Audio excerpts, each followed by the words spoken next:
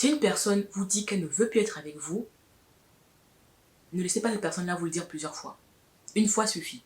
Honey.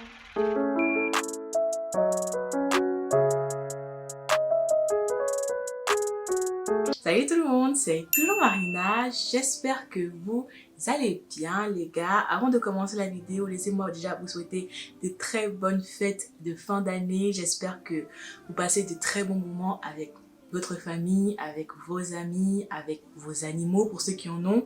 Et pour ceux qui sont tout seuls, vous inquiétez pas, j'espère que vous passez de très bons moments avec vous-même. Parce que c'est parce qu'on est seul que on va passer de très bonnes fêtes de Noël. Et j'espère que vous avez été gâtés. Aujourd'hui, on se retrouve pour une nouvelle vidéo. Forcément. Mais aujourd'hui, avec vous, je vais faire une story time sur mon année 2023. On va faire un peu le bilan ensemble et parler un peu de tout ce qui s'est passé pendant cette année parce que franchement, il s'est passé beaucoup trop de choses. Et avant de continuer, je vous invite bien sûr à vous abonner, à liker et à commenter la vidéo parce que 2024, ça va péter, ok? Ça va péter là.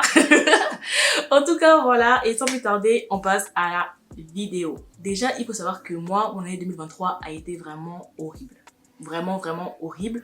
Ceux qui me suivent depuis longtemps le savent très bien. Pour les nouveaux, il y a une vidéo que j'ai faite d'ailleurs, un chit-chat pour mieux comprendre un peu l'état d'esprit. Je vous invite à aller la regarder et ensuite à revenir ici. Et un peu pour connaître un fil conducteur, il faut savoir que moi, j'écris beaucoup, mais je me filme aussi régulièrement. Dans l'année, je filme pour un peu établir où j'en suis dans ma vie. D'accord? Et je vous conseille vraiment de faire ça. Si vous aimez écrire, écrivez. Et si vous aimez vous filmer, juste pour vous en fait.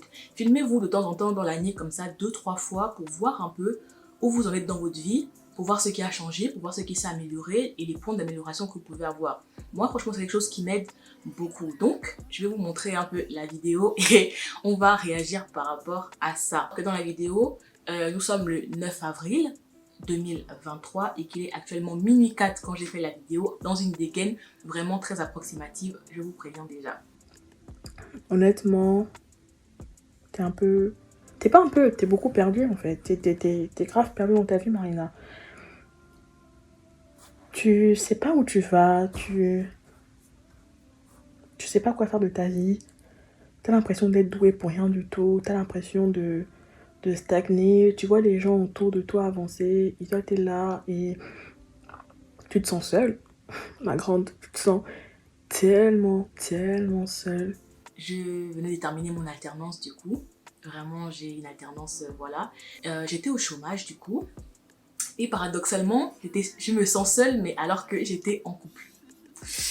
Et c'est par là qu'on va commencer. C'est par là, par ce point-là, par le point du couple. Parce que le titre vraiment de mon année 2023, c'est vraiment l'année de la rupture. Parce que j'ai vraiment rompu. J'ai rompu beaucoup de choses durant cette année 2023. Et on va commencer d'abord par mon couple. Je le sais que je suis... Et je sais pas honnêtement si c'est quelque chose que pourra supporter ou je sais pas. Honnêtement, j'en suis dans ma relation avec... Et... Je sais pas. On verra. J'allais pas bien parce que j'ai perdu mon papa. Donc ça n'allait pas du tout. Et j'ai eu la bonne idée de me mettre en couple. J'avais besoin de quelqu'un sur qui m'appuyer pour pouvoir continuer à avancer parce que à ce moment-là, très clairement, je vous le dis, que je ne me voyais pas vivre dans ce monde-là sans mon papa en fait. Alors là, clairement, je ne savais pas comment j'allais faire pour continuer à vivre, à me lever le matin sans mon père. Ceux qui ont perdu un parent ou perdu un proche connaissent un peu ce sentiment-là. Et du coup, j'ai rencontré Elliot. Et maintenant, disclaimer, je vais parler de cette relation. Ce n'est pas une attaque envers Elliot, ce n'est pas une critique envers votre relation. Je vais juste relater avec le recul les erreurs que moi j'ai pu faire dans cette relation et les signes avant-coureurs que la relation n'allait pas donner. Parce que oui, spoiler, ça n'a pas donné. Ça n'archit pas donné. Donc, j'ai déjà fait une story time sur ma rencontre avec Elliot. Donc, vous savez que dès que moi j'ai vu Elliot, et bah, j'ai flashé sur lui directement. Et de ce fait-là, je pense que en ayant flashé sur lui, je partais déjà avec, comment dire, je vais pas dire un désavantage, mais en gros, j'étais claire sur le fait que moi, je voulais être avec lui. Genre, c'était pas une question pour moi de savoir si oui ou non je voulais être avec lui. Moi, je savais au fond de moi que je voulais être avec cette personne-là. Déjà, la première erreur que j'ai faite, selon moi, c'est le fait de lui avoir dit, du coup, la fameuse phrase « on est quoi ?» Et il m'a répondu que lui, il voulait attendre. Et c'est son choix. il a totalement le droit de vouloir attendre, de prendre son temps avant de se remettre en couple. Maintenant, moi, l'erreur que j'ai faite, c'était de l'attendre. J'ai attendu qu'Eliott soit prêt à être avec moi. Si vous êtes dans cette situation-là, en fait, si la personne en face vous dit qu'elle veut attendre de vraiment vous connaître avant d'être en couple avec vous et tout, ok. Vous lui dites ok. Mais dès le début, en fait, vous posez les règles d'attente. Est-ce que pendant l'attente, on peut parler à d'autres personnes? Est-ce que pendant l'attente, on se voit quand même? Est-ce qu'on s'attend? Enfin, vous voyez, vous posez un peu les règles en amont. Règles que nous, on n'a pas posées. Du coup, ça fait que moi, je me suis mise en attente pour qu'il soit prêt à être avec moi. Mais j'ai attendu tout en me comportant avec lui comme si j'étais déjà sa copine, en fait. Donc, le gars, il avait le beurre, l'argent du beurre et le pain pour étaler le beurre, en fait. Le gars, il avait tout. Et moi, j'étais là dans l'attente. Et en attendant, j'avais vraiment la peur au ventre que du jour au lendemain, ils me disent que finalement, qu'ils ne veulent pas être avec moi, alors que moi, plus le temps passait et plus je m'attachais à lui, je m'accrochais à lui et tout. Donc moi, j'ai vraiment cette boule au ventre de, il peut vraiment me tège à tout moment. À tout moment, il peut me dire que c'est mort, tu vois. Deuxièmement, du coup, ça fait que moi, je suis rentrée dans la relation en insécurité émotionnelle totale. Deuxième point, il faut savoir qu'à l'époque, déjà, j'étais pas quelqu'un de très bonne humeur. Je suis quelqu'un qui est assez jovial, je rigole facilement et tout machin, mais c'est vrai qu'à cette période-là, et beaucoup de gens m'ont fait remarquer, quand mon père est décédé, il y a quelque chose qui s'est brisé en moi. Ça c'est très... Et c'est logique en fait, quand tu perds un parent, quelque chose en toi, au fond de toi, se casse en fait. Et c'est, je pense, quelque chose qui ne se répare jamais. C'est cassé, c'est fissuré, je peux tenter de le recoller, mais ça ne se répare jamais. Et donc, moi, j'étais dans cette période-là où j'étais en colère contre la vie, j'étais en colère contre le monde en fait, d'avoir perdu mon père et tout, sachant que ça faisait 5 ans que je ne l'avais pas vu. Donc j'étais remplie de colère, j'étais remplie de tristesse, j'étais remplie d'amertume, ce qui fait que j'étais pas agréable en fait. Et du coup, Eliott lui se met avec une fille qui est pas agréable, qui est pas... Les 3 quarts de mes journées, j'étais de mauvaise humeur, j'étais au chômage, pour moi ma vie n'avançait pas, j'étais triste et tout machin, donc ça fait que il m'avait qualifié d'aigri. Souvent, il disait que j'étais très aigri. Et c'est vrai que quand on se voyait, j'étais... J'ai perdu vraiment un pilier de ma vie. Donc, j'ai totalement le droit d'être triste, totalement le droit d'être aigri, totalement le droit d'être en colère. Ça s'appelle le deuil. J'étais en train de faire mon deuil. Ce que je pense je n'ai pas le droit de faire, c'est de faire subir mon deuil à quelqu'un. Et je pense que, clairement, et involontairement, j'ai fait subir mon deuil à la personne avec laquelle j'étais, avec Eliott. C'était ni bon pour lui, ni bon pour moi, et je sais qu'il ne pensait pas à mal, mais le fait de me qualifier d'aigri tout le temps, machin, du coup, moi, ça me rajoutait une pression, me disant, mais c'est-à-dire qu'il faut que j'aille bien, et si jamais je ne vais pas bien, ça c'était vraiment la hantise de ma vie, c'était, est-ce que si jamais je ne vais pas mieux un jour, est-ce que si jamais je reste dans mon deuil et que je n'arrive jamais à faire mon deuil, est-ce qu'il va rester avec moi? Est-ce qu'il va me quitter et tout machin? Donc faire son deuil, c'est ok. Aller mal, c'est ok. Vous avez le droit. Mais je pense que ce n'est pas bien de faire subir ça à quelqu'un. Eliott, il était là pour moi, je vais pas mentir. Eliott m'a beaucoup épaulé, il était là pour moi, mais il avait ses trucs à gérer, tu vois. Et du coup, ça va de pair avec mon troisième point, c'est le fait d'être avec quelqu'un qui a les épaules. Ce n'est pas pour dénigrer Eliott ou quoi, ou dénigrer mon ex-copain, c'est juste que parfois mes amis m'ont dit et tout, ouais, non mais c'est pas le bon moment pour vous d'être en couple, c'était pas le bon moment et tout machin. Moi je pense qu'il n'y a pas de bon mauvais moment, moi je pense qu'il y a la bonne ou pas la bonne personne. Et je pense qu'à ce moment-là, clairement, c'était pas la bonne personne pour m'épauler parce que j'ai un truc avec la sécurité, c'est une chose que j'ai vraiment. Moi, j'ai besoin de sécurité dans ma vie et c'est souvent cette sécurité-là que mon père m'apportait, que mon oncle m'apporte aujourd'hui et que Thomas, par exemple, m'a apporté pendant 3 ans de ma vie. Et lorsque, du coup, j'ai perdu mon père, quelques temps après, j'ai perdu Thomas parce que j'ai pris la décision de ne pas continuer avec lui. Et c'est quand même drôle parce que avec Thomas, j'avais conscience que je n'étais pas prête à sauver une relation, que je n'étais pas en train de sauver une relation, pour quelques mois après me lancer dans une autre relation, tu vois, genre, c'est quand même très paradoxal et tout. Lorsque j'ai perdu 2 grands piliers de sécurité de ma vie, je m'attendais à ce que Eliott soit la sécurité de ma vie.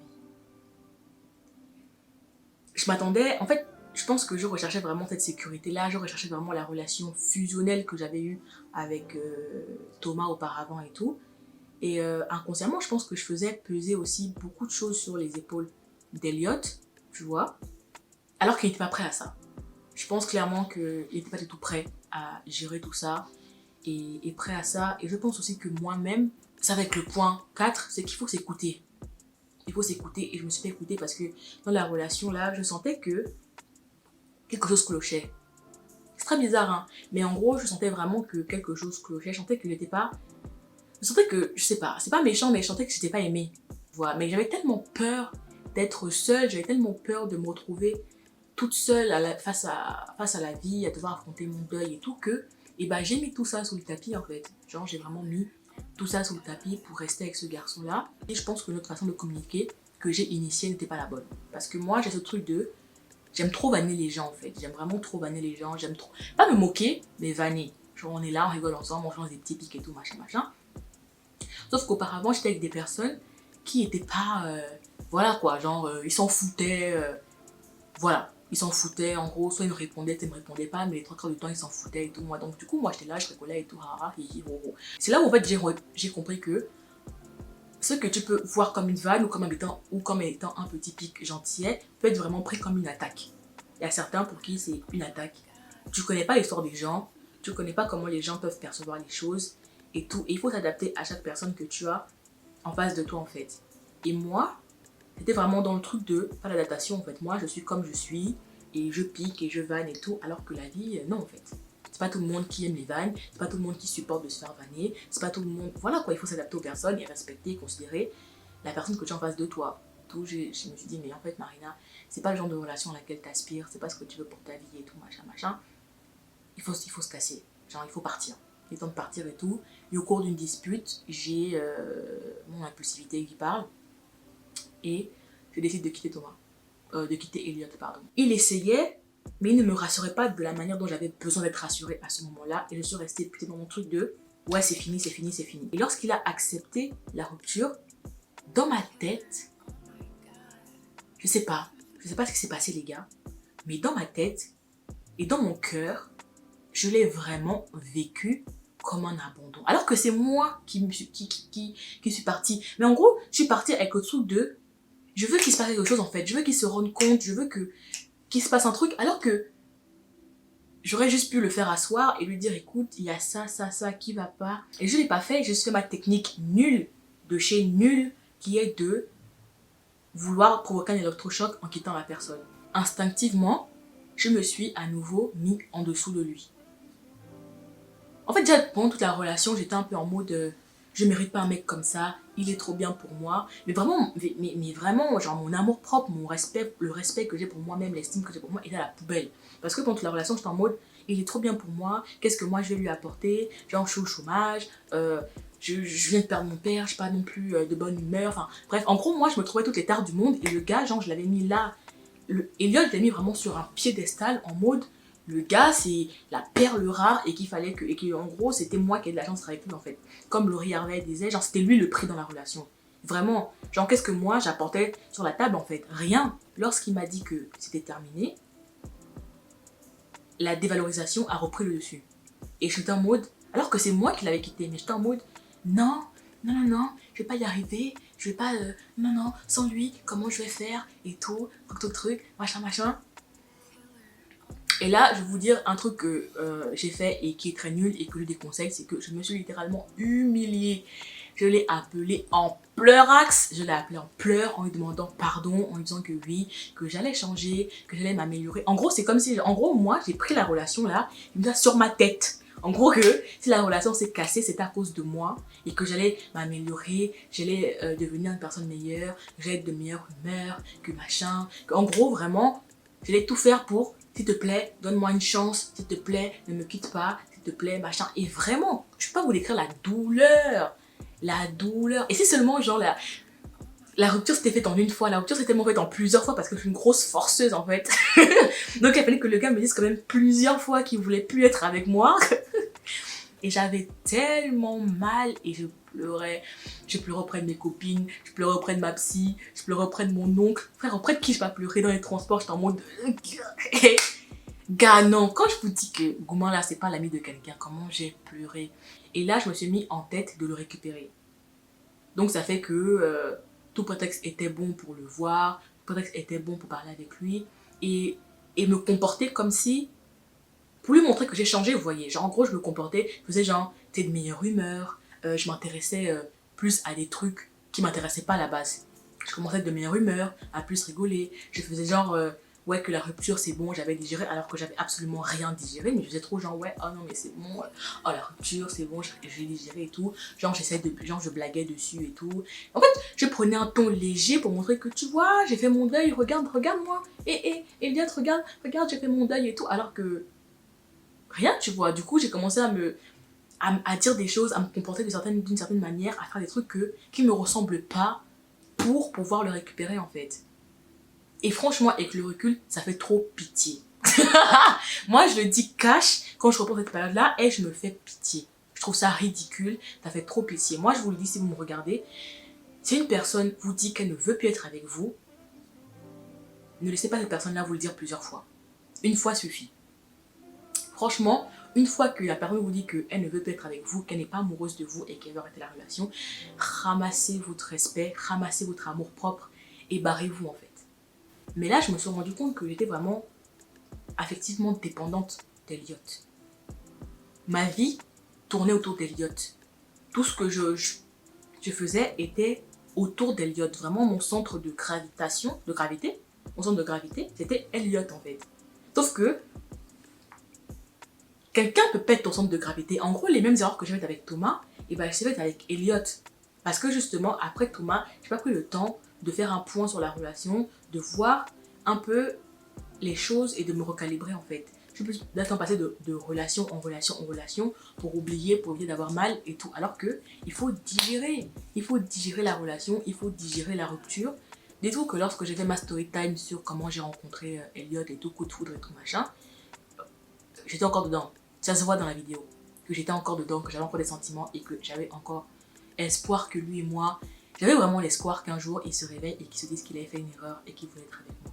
Et tout ça en fait a pris fin lorsque, du coup, on introduit la rupture avec la famille. Lors de la mort de mon père, l'après a été vraiment catastrophique. Vraiment, lorsque mon père est décédé, j'ai découvert un tout autre visage de ma famille. Et quand j'ai vu que toute cette situation avec ma famille commençait vraiment à atteindre ma santé mentale, j'ai donc pris la décision de couper les ponts avec ma famille. Avec oncle, tante, cousin, cousine, tout ce côté-là, de totalement couper les ponts et juste de rester avec ma famille proche, mes sœurs, mon frère, ma mère, c'est tout. Et de ne plus du tout entretenir de relations avec le reste de la famille. Et ça a vraiment été l'une de mes meilleures décisions en 2023, vraiment parce que à partir du moment où je me suis dit aide de la famille, ça ne justifie pas tout. En fait, c'est comme si un poids, c'était juste enlevé en fait. Et d'un côté, ça a été une très bonne décision, mais ça a aussi été une décision qui était très dure à prendre. C'est une question pour laquelle j'ai pleuré, j'ai eu mal. Bien sûr, ça n'a pas été facile, donc de temps en temps, j'avais quand même des coups de mou et tout, machin. Un jour, il y avait eu un problème et tout avec ma famille et tout, et j'ai appelé mon oncle. En pleurs et tout, parce que j'étais pas bien et parce que, en gros, ça faisait remonter beaucoup de choses. Vraiment, la rupture avec Elliot, la rupture avec la famille, ça a fait remonter vraiment ce sentiment d'abandon que j'avais en moi, ce traumatisme d'abandon, pardon, que j'avais en moi, ce traumatisme de solitude et tout que j'avais en moi et tout, et j'en ai parlé à mon oncle. Et mon oncle, il m'a juste dit cette phrase. Il m'a dit, mais ma chérie, ma petite chérie d'amour, comme on l'appelle, il m'a dit, mais moi, je t'ai choisi. Et il faut savoir que mon oncle, c'est pas mon oncle de sang. C'est quelqu'un que j'ai rencontré à mes 14 ans et qui m'a élevée et qui m'élève depuis mes 14 ans. Donc vraiment, on n'a aucun lien de parenté, lui et moi. Il m'a accueilli à 14 ans, il m'a élevée comme sa fille. Et il m'élève comme sa fille et c'est mon deuxième papa. Il m'a dit, moi, je t'ai choisi en fait. Moi, j'ai choisi de t'accueillir. J'ai choisi de t'ouvrir mon cœur. J'ai choisi de t'élever. J'ai choisi de t'accompagner dans ta vie en fait. Moi, je t'ai choisi. Et là, je me suis rendu compte en fait que Les gens me choisissent. Mes amis me choisissent. Mes ex, à un moment de leur vie, m'ont choisi. Mon oncle et la famille de mon oncle m'ont choisi et m'ont accepté. Et qu'au final, moi, je concentrais tout mon temps, toutes mes pensées et toute mon énergie auprès de quelqu'un qui lui-même s'était choisi. Est-ce que vous vous rendez compte un peu de la dinguerie? Je ne me choisis pas en fait. Et pourquoi je ne me choisis pas? Parce que je ne m'aime pas. Et si je ne m'aime pas, c'est que je ne me respecte pas, je ne m'estime pas et je ne me considère pas moi-même. À partir du moment où je ne me respecte pas, je ne m'estime pas et je ne me considère pas moi-même, pourquoi quelqu'un va le faire à ma place? Comment quelqu'un peut le faire? Et là vraiment, dans ma tête, ça a fait un déclic. Parce que j'étais en train de consacrer toute mon énergie et tout mon temps et mes pensées à quelqu'un qui ne m'a pas choisi. Elliot ne m'a pas choisi. Tu te sens seul au monde. Tu fais des crises, des larmes à 8h du matin. Ça va faire bientôt 1 an que papa est décédé. Et il est peut-être temps de se reprendre en main. Mais comment se reprendre en main? Par où commencer? Tout commençait par moi. Que je suis le point de départ de tout. Que le cheminement commence par moi. Vous savez, moi je suis quelqu'un qui donne beaucoup d'amour et qui a besoin de recevoir beaucoup d'amour. Et je me suis dit, Marina, cet amour que tu as tant à donner et que tu as tant besoin de recevoir, tu vas te le donner à toi-même. Tout commence par toi. Tu vas pas te mettre en couple, tu vas pas sauter d'une relation à une relation, tu vas pas essayer d'oublier dans les bras de quelqu'un d'autre. Tu vas prendre sur toi, digérer ça et guérir. Et guérir complètement. Et dès que j'ai commencé à prendre ces décisions, qui a été dur à appliquer parce que après Elliot, j'ai rencontré quand même 2 gars, pas ouf. Et c'est là où je me suis rendu compte en fait que tout commence par moi. J'ai commencé juste à prendre soin de moi. À prendre soin de moi physiquement, à prendre soin de moi mentalement. Tout cet amour que j'ai à donner, je me le suis donné à moi-même. Et à mes proches, bien sûr. Et tout cet amour que j'ai besoin de recevoir, je le reçois de moi-même en fait. Je prends plus soin de moi, je prends le temps de faire mes cheveux, je prends le temps de me maquiller, je prends le temps de m'apprêter, je prends le temps de bien prendre soin de ma peau, de prendre soin de ma santé, de prendre soin de mon corps. Je me suis inscrite au sport, faire du basket. Il faut savoir que je n'ai jamais... Enfin, j'ai déjà fait du sport dans ma vie, mais que j'ai toujours testé le sport en fait. Et là, je me suis dit, Marina, il est temps de prendre un peu soin de toi, il est temps de sortir de tes schémas, de tes clichés et de te mettre au sport. J'aime qu'on m'offre des fleurs. Et quand j'ai envie qu'on m'offre des fleurs, je sors, je vais chez le fleuriste et je m'achète des fleurs. J'aime aller en date. Je date mes copines. Je date mon tonton. Je me date moi-même. J'aime les expos, j'aime les musées, j'aime le cinéma, j'aime la littérature. Je vais au ciné, je vais à des expos, je lis des livres avec moi-même. Et en passant de plus en plus de temps avec moi-même, et je ne dis pas que c'est facile parce que c'est vrai que c'est difficile, c'est vraiment quelque chose qui est difficile, mais en passant de plus en plus de temps avec moi-même, laissez-moi vous dire que je suis un putain d'être humain. Je vous le dis. Je vous le dis, je suis incroyable. Je suis pas parfaite, mais je suis incroyable. Franchement, je suis un humain, mais vraiment incroyable. Si au fond de vous, vous avez le sentiment d'être quelqu'un de bien et de ne pas mériter ce qui vous arrive et de tout le temps vous remettre en question et de tout le temps chercher à être une meilleure personne, à vous améliorer, sachez que vous êtes incroyable parce que les 3 quarts des gens ne font pas ça. Les 3 quarts des gens ne font pas cette démarche-là. Parce que c'est facile d'être comme on est et de juste dire je suis comme ça, c'est comme ça, acceptez-moi comme je suis. Et j'en connais des gens comme ça. Hein. Moi j'en connais là les gens comme ça qui sont en mode c'est mon caractère, c'est mon comportement et c'est tout. Alors que ça demande vraiment une force mentale de se remettre en question, de voir ses failles et de chercher à s'améliorer en fait. D'admettre qu'on s'est mal comporté, de demander pardon et de chercher à s'améliorer. Et c'est pas quelqu'un dehors ou des gens dehors, que ce soit au boulot, que ce soit dans des relations, que ce soit dans amicales, familiales, vous faire croire le contraire en fait. vous faire croire le contraire. Ne définissez pas votre valeur par rapport au regard extérieur, par rapport à des gens que vous connaissez depuis quoi? Quelques mois, quelques semaines, quelques années. Vous imaginez? Tellement vous traiterez bien, vous ne pourrez pas supporter que quelqu'un vous traite moins bien en fait. Que genre vous ne pouvez pas supporter qu'il n'y ait pas qu'il n'y ait pas de réciprocité en fait. Je suis désolée, moi, quand je vois mon tonton qui est incroyable, quand je vois les personnes incroyables qui m'entourent, je ne peux pas être avec quelqu'un qui n'est pas incroyable. Aujourd'hui, je ne peux pas être avec quelqu'un qui n'est pas incroyable. Je ne peux pas être avec quelqu'un qui va me traiter moins bien sous prétexte que... Non, en fait. Tu vois, tu me trouves toute seule, tu vois que j'arrive à prendre soin de moi, tu vois que je suis débrouillarde, tu vois que je suis ceci, tu vois cela. Toi, tu veux rentrer dans ma vie et m'apporter ta médiocrité. Bah non. Bah non. Soit tu te mets au niveau et on avance ensemble, soit tu n'es pas au niveau et c'est pas grave. Tu vois, et c'est pas grave, et je trouverai quelqu'un qui te correspond mieux, qui sera à ton niveau, à toi.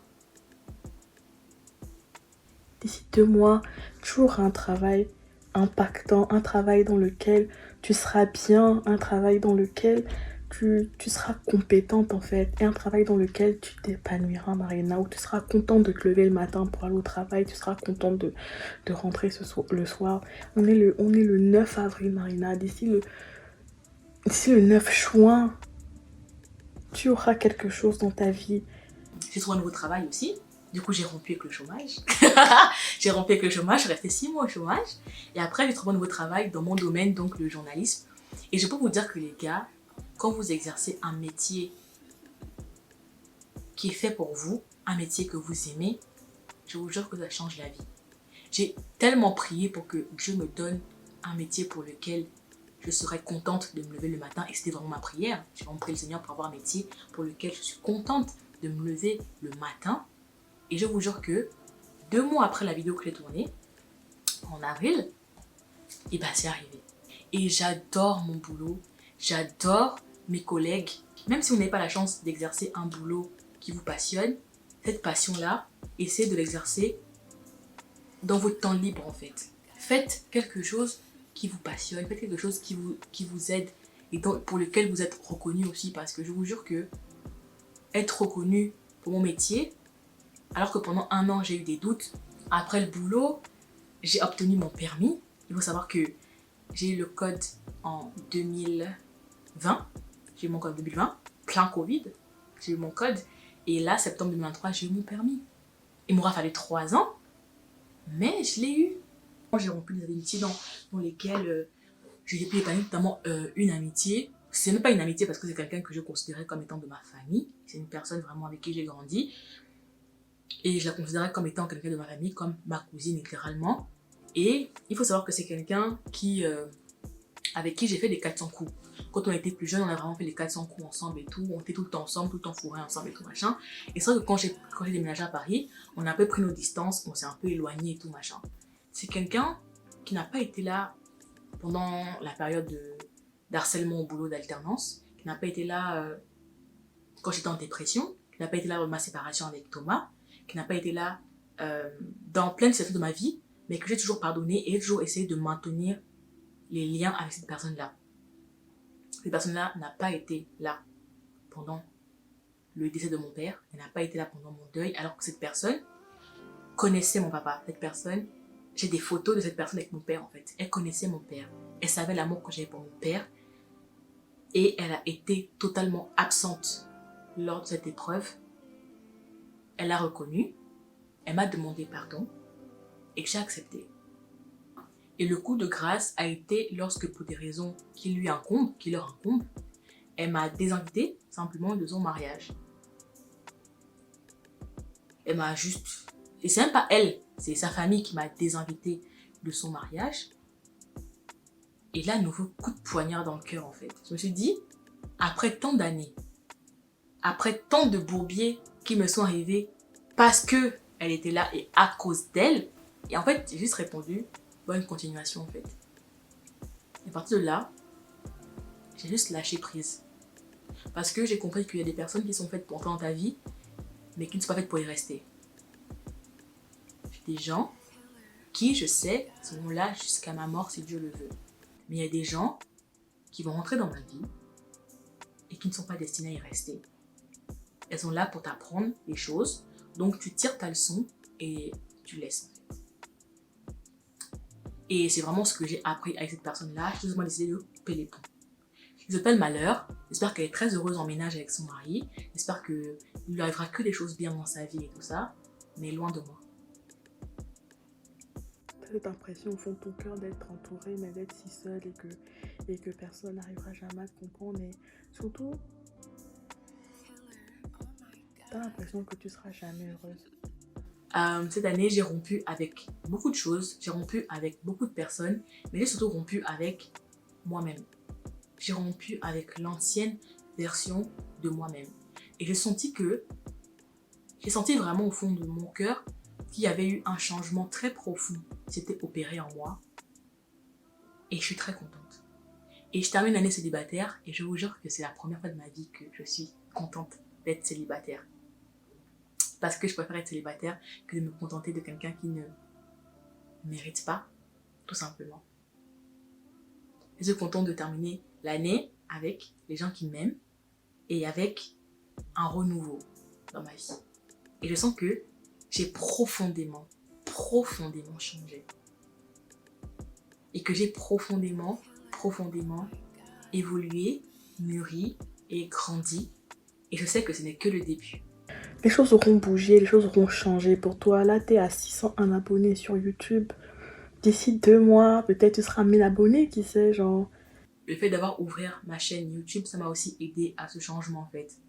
Parce que ça m'a permis de parler à des gens, de rencontrer des personnes.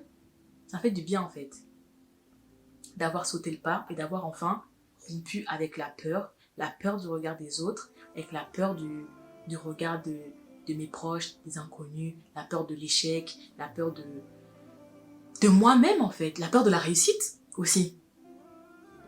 Et je suis très profondément heureuse, genre, d'avoir ouvert cette chaîne YouTube. Je suis très profondément contente, je suis très profondément reconnaissante de cette année 2023, qui a été une très belle année. Et c'est la première année de très nombreuses belles années qui m'attendent. Parce que je sais que le meilleur est à venir pour moi, pour vous et surtout pour nous. D'accord? Ça va faire bientôt 1 an que j'ai ouvert ma chaîne YouTube et j'ai encore plein de choses à raconter. Ma vie n'était... J'ai envie de vraiment me servir de tout ce que j'ai vécu dans ma vie pour pouvoir faire du bien et aider les personnes. Donc je pense que la story time a été très brouillon. Je sais pas si c'est vraiment une story time, mais c'était vraiment une vidéo très brouillon. Ça pour dire que aimez-vous aussi fort que possible et ne laissez jamais personne faire croire que vous n'êtes pas assez, que vous ne méritez pas ou autre en fait. Vous êtes assez, vous méritez qu'on vous aime correctement. D'accord?